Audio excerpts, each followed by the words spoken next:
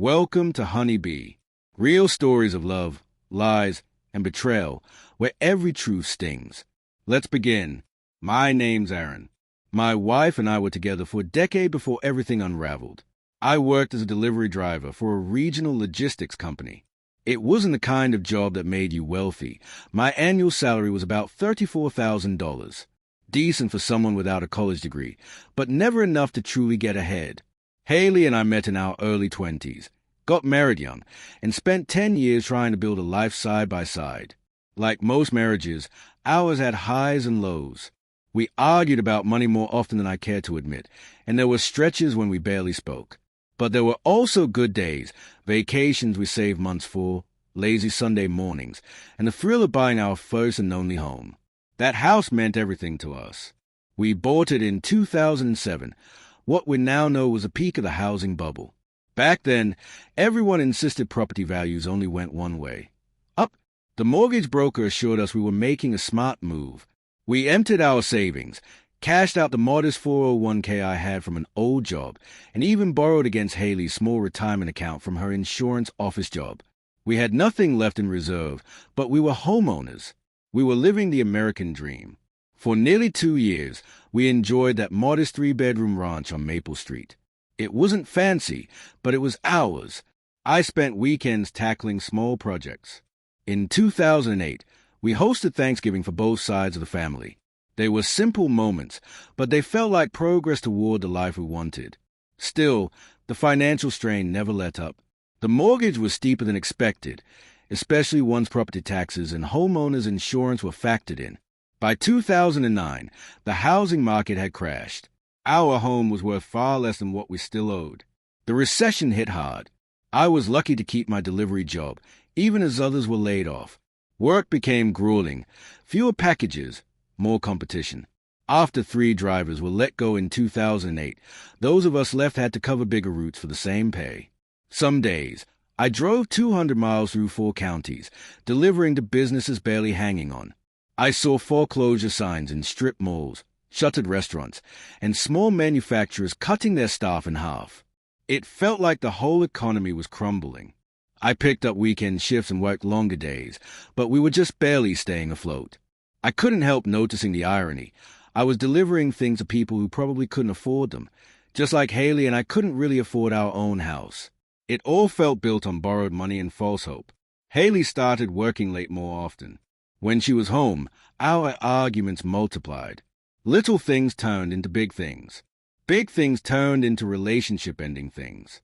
We fought over the thermostat because heating oil was expensive, over grocery bills because prices kept climbing, over whether to repair the washing machine or limp along another year.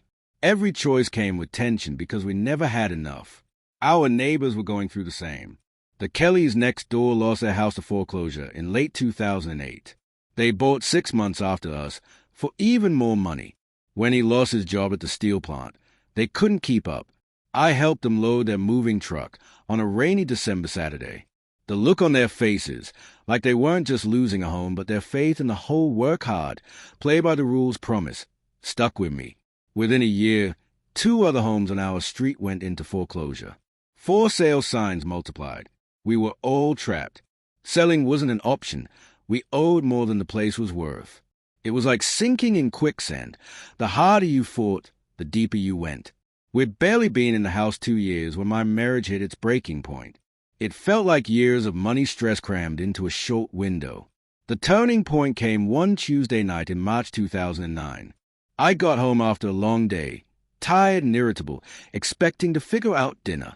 Instead, Haley was at the kitchen table with a stack of papers. She looked up and said she wanted a divorce and that she planned to keep the house. It floored me. The divorce talk was bad enough, but the house demand hit like a punch. This was the only asset we'd built in 10 years, even if it was worth less than our mortgage. I asked why she thought she could just take it. She looked me straight in the eye and said, "You can't afford a lawyer to fight me." She was right, and we both knew it. After the bills, mortgage, car payments, insurance, utilities, groceries, there was nothing left for legal fees. Divorce lawyers cost $300 to $500 an hour. Legal aid wouldn't take me. I earned slightly too much, and the wait list was months long. So I said, "You're right." She seemed surprised I didn't put up more of a fight, but I knew the math. She'd been saving and planning this for months, while I thought we were just in a rough patch. The divorce itself didn't shock me. We'd been in trouble for a year, but the house demand did. I assumed we'd sell and split the debt. Her angle told me she saw me as nothing more than a paycheck in her future building plan. A week later, I was served divorce papers while loading my truck. My supervisor, Dean, a good guy in his 50s who'd been through his own divorce, pulled me aside. He warned me to keep the details private at work and suggested talking to the credit union about protecting my finances. That's when I realized how unprepared I was. Legal aid eventually gave me a short consultation. The paralegal didn't sugarcoat it. Going into court without a lawyer against someone who had one was like bringing a knife to a gunfight. She handed me basic forms and wished me luck. Our first hearing was set for Thursday in July. I wore my only suit and carried my manila folder of handwritten notes. Haley walked in with her attorney, both looking polished and ready. Then something unexpected happened. Another lawyer walked in. My brother Alan. We hadn't spoken in years, not since he slept with my then-girlfriend. He sat beside me, opened his briefcase, and introduced himself to the judge as my attorney. The tone in the courtroom shifted instantly. Every move Haley's lawyer made was met with a counter. When court adjourned, Haley cornered me, demanding to know how I'd afforded him. Alan stepped in. He doesn't have to. I'm his older brother. She hadn't even known he existed. Turns out, our mother had called him. He saw it as a chance to make amends. Over the next 6 months, Alan fought every one of Haley's attempts to claim the house outright. In Pennsylvania, marital property bought during the marriage belongs equally to both spouses. Our names were on the deed and there was no prenup. The court ordered an appraisal. The result, the house was worth less than we paid, with significant negative equity. The judge's first suggestion was simple. If Haley wanted it, she'd have to buy out my half and refinance in her own name. She refused, demanding full ownership with me still on the mortgage. No court was going to allow that, but she tried anyway. Alan countered with a standard solution. Sell the house, pay off the mortgage, and split any leftover debt. After months of back and forth, the judge ordered exactly that. We listed the place, priced below appraisal to move quickly, and got an offer within a month. Closing day was gray and cold. We sat at opposite ends of the table, signing away the home we'd bought with so much hope. After the mortgage and fees, we still owed money, split evenly. Haley was bitter. She'd fought for a house and ended up with debt and legal bills. Her plan had backfired. But I wasn't bitter. The marriage had ended long before. The house had just become a symbol of our struggles. Alan refused payment. Family helps family, he said, adding that watching Haley's face in court was payment enough. I offered him dinner at the nicest place I could afford. He said maybe someday we'd just grab a beer. My new apartment was small, a one-bedroom with a tiny kitchen and a living room that doubled as my office, but the rent was half my old mortgage. I could go out occasionally, save a bit, maybe even plan a vacation.